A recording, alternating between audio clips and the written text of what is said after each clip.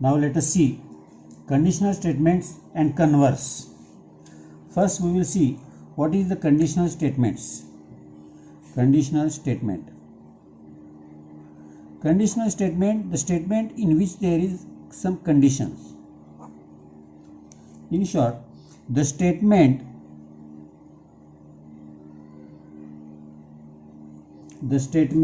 which can be written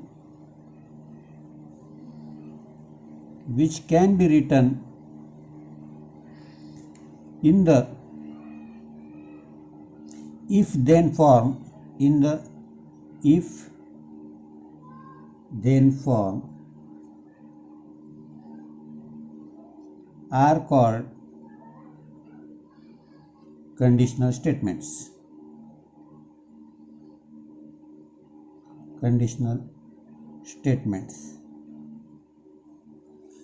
जो statement हम if then form में लिख सकते हैं उसे हम कंडीशनल स्टेटमेंट बोलते हैं. The part of statement following if is called antecedent which following if से जो शुरू होता है उसे एंटीसीडेंट कहते हैं और जो देन से होता है उसे हम कॉन्सिक्वेंट कहते हैं. कॉन्सिक्वेंट जो फॉलोइंग विद देन, ये दो स्टेटमेंट की बात है. The statement can be written in the conditional form as, example के तौर पे हम लिख सकते हैं if the given quadrilateral, एक एग्जाम्पल लेंगे. if the given quadrilateral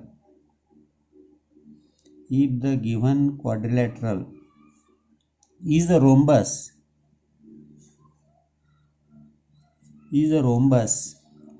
then its diagonals are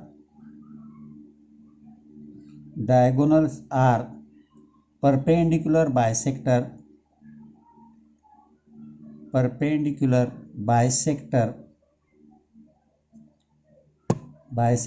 of each other.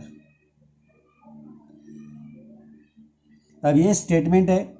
इस स्टेटमेंट में ये जो है if the given quadrilateral is a rhombus, ये हो गया एंटीसीडेंट और देन से जो शुरू होता है वो हो गया कॉन्सिक्वेंट.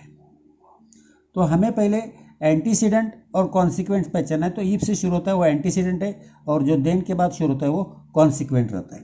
अब इसे हमें कन्वर्स अगर बनाना हो, if we want to turn it in converse, तो if the antecedent and consequent in given conditional statement are interchanged, ये इंटरचेंज कर दिए तो the resulting statement is called converse. If antecedent and consequent in a given statement conditional statement are interchanged,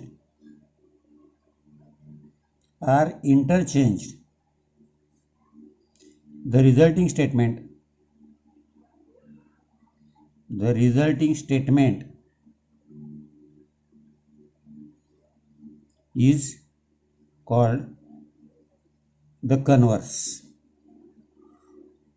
तो ये जो antecedent और consequent है इसे हमें इंटरचेंज कर दिया तो कन्वर्स हो गए.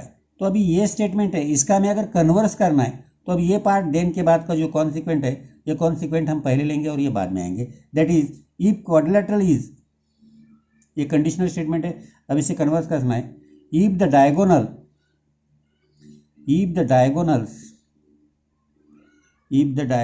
of a quadrilateral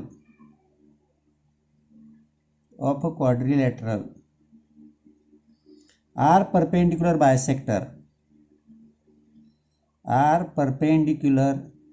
bisectors of each other,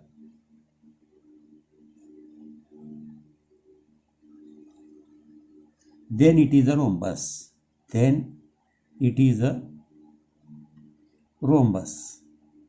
तो यह हमने कॉन्सिक्वेंट और एंटीसीडेंट को इंटरचेंज कर दिया तो ये स्टेटमेंट जो हो गया, ये स्टेटमेंट है कन्वर्स का, ये कंडीशनल स्टेटमेंट है, ये कन्वर्स स्टेटमेंट हो गया। अब एक्सियम्स और पोस्टुलेट्स। एक्सियम्स जो सिंपल प्रॉपर्टीज है स्टेटमेंट है which we accept as true. Simple statement, simple statements which we accept as true and need not be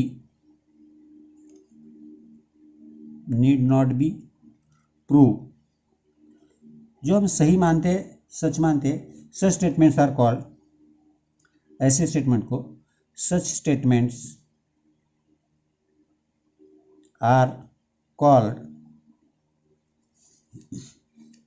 postulates। ऐसे स्टेटमेंट को पोस्टुलेट्स या एक्सियम्स कहते हैं। एक्सियम्स तो ऐसे यूक्लिड के बहुत सारे एक्सियम्स है, जैसे कि हम देखेंगे अभी कई कुछ एक्सियम्स के, उनके क्या क्या है। Suppose one, there are infinite lines passing through one point.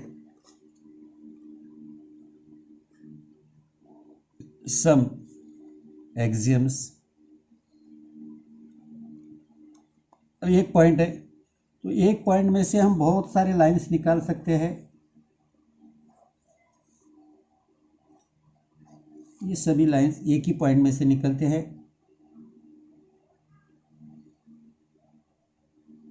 एक एक्सियम है, that is there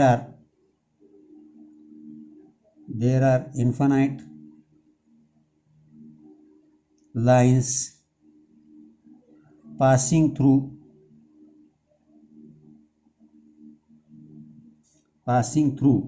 a point. एक पॉइंट में से हम बहुत सारी लाइन्स निकाल सकते हैं, या दो पॉइंट में से एक ही लाइन निकलती है। दो पॉइंट ले लिया हमने, अब ये दो पॉइंट में से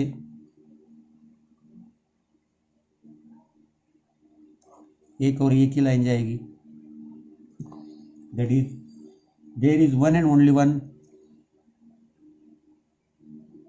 there is one and only one line, there is one and only one line passing through two distinct points। दो पॉइंट में से हम एक और एक ही लाइन निकाल सकते हैं। इसी तरह से बोलते हैं a circle of given radius can be drawn taking any point as center। A circle can be drawn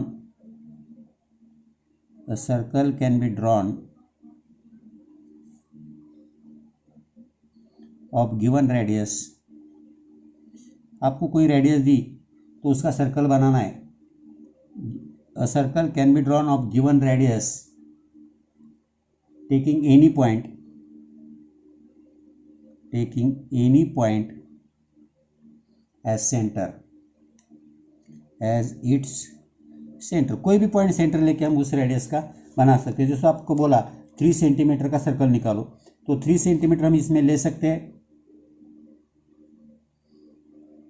ये 3 सेंटीमीटर हमने डिस्टेंस ले लिया, ये सर्कल बना दिया।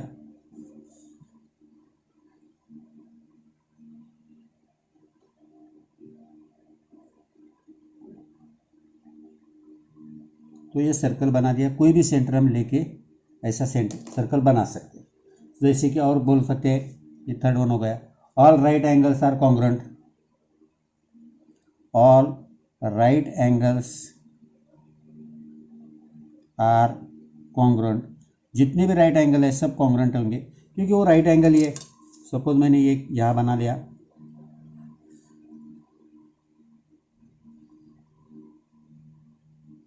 सपोज ये पी क्यू आर है, इधर एक बनाया,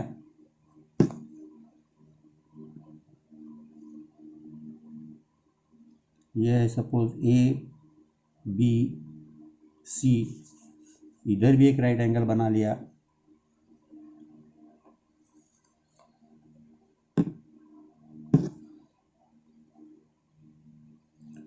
एल एम एन, ऐसे मैंने 3 राइट एंगल बना लिए सपोज। तो यह angle Q is equal to angle B is equal to angle M is equal to 90 degree. ये तीनों एंगल कॉन्ग्रुएंट रहेंगे। ये है। इसके बाद देखेंगे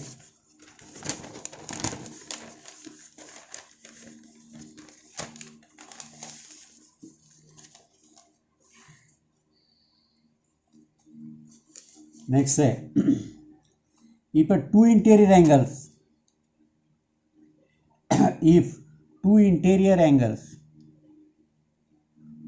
interior angles formed on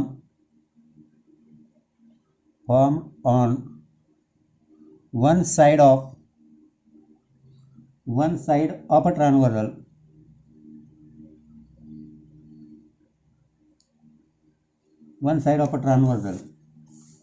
of two lines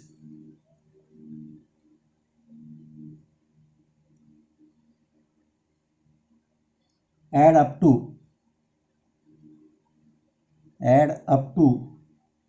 less than two right angle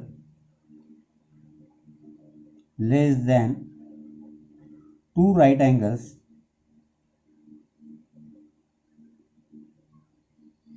then the lines are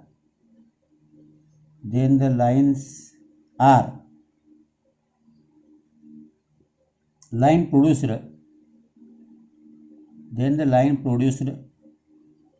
in that direction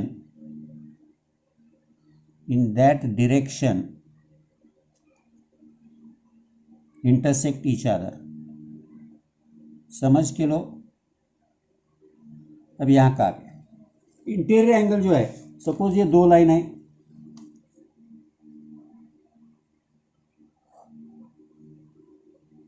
ये दो लाइन है। अब ये दो लाइन को मैंने यहां से क्रॉस कर दिया, ये ट्रांसवर्सल है,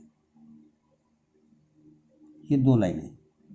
अब यहां ये जो दो एंगल बने हैं, ये दो angle B A B, if two interior angle form on one side of transversal के एक साइड के दो angle of two lines add up to less than two right angle, ये A plus B less than two right angle that is 180 degree. ये अगर 180 degree से less than है तो ये दोनों लाइन एक दूसरे को इंटरसेक्ट होंगी। Let us see here. तो ये इनको हमने अगर बढ़ा दिया, इसको भी बढ़ा दिया, तो ये एक दूसरे को इंटरसेक्ट होते हैं।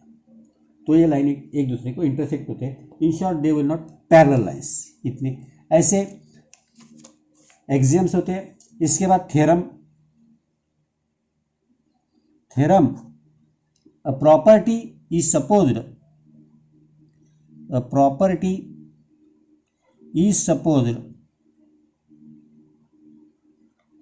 to be true। जो ट्रू प्रॉपर्टी हमने सपोज की है, if it can be proved logically, if it can be proved logically, it is then called theorem. तो उसे हम थ्योरम कहते हैं। जो प्रॉपर्टी हम ट्रू मानते हैं और उसे अगर हम लॉजिकली प्रूव कर सकते होंगे तो उसे हम थ्योरम कहते हैं। और वो लॉजिकल आर्ग्यूमेंट जो है, the logical argument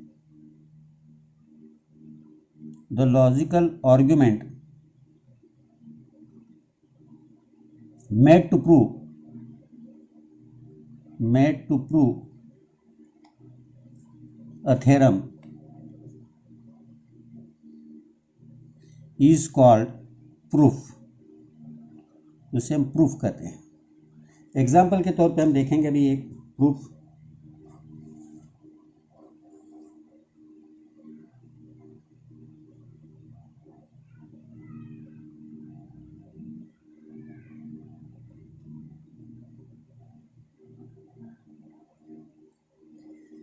if two lines intersect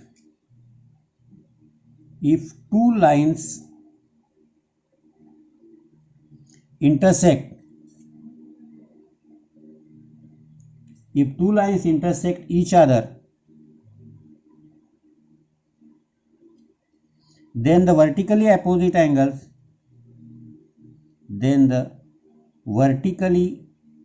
opposite angles are congruent.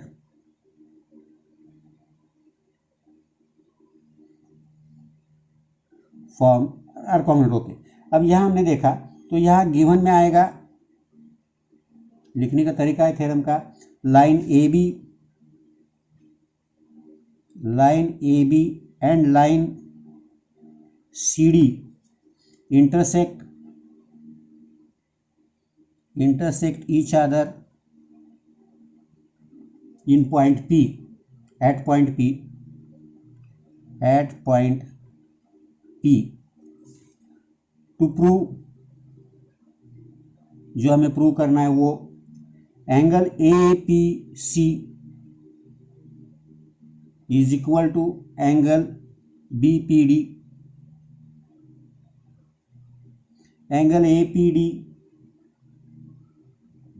Is equal to angle BPC, ये हमें प्रूव करना है. अब proof, angle APC plus angle APD, AAPC और AAPD is equal to 180 degree linear pair of angles. इसे हमने suppose 1 number दे दिया. अब APC और APD हो गया. अब APC और BPC भी है. Angle APC plus angle BPC is equal to also 180 degree. इसे 2 नंबर दो. It is also linear pair. अब ये दोनों सरीके है, देयरफॉर फ्रॉम 1 and 2, या ऐसा भी लिखो, angle APC plus angle APD is equal to angle APC plus angle BPC from 1 and 2. तो ये APC गया तो angle APD is equal to angle BPC आया. Similarly you can prove APC is equal to BPD से, जैसे APD is equal to BPC भी आप prove कर सकते हैं. ये APD BPC आपने प्रूव किया, APC और BPD आप सिमिलरली प्रूव कर सकते हैं. Similarly we can prove angle APC is equal to angle BPD. अब इसके बाद एक प्रैक्टिस सेट देखेंगे 1.3. तो ये चैप्टर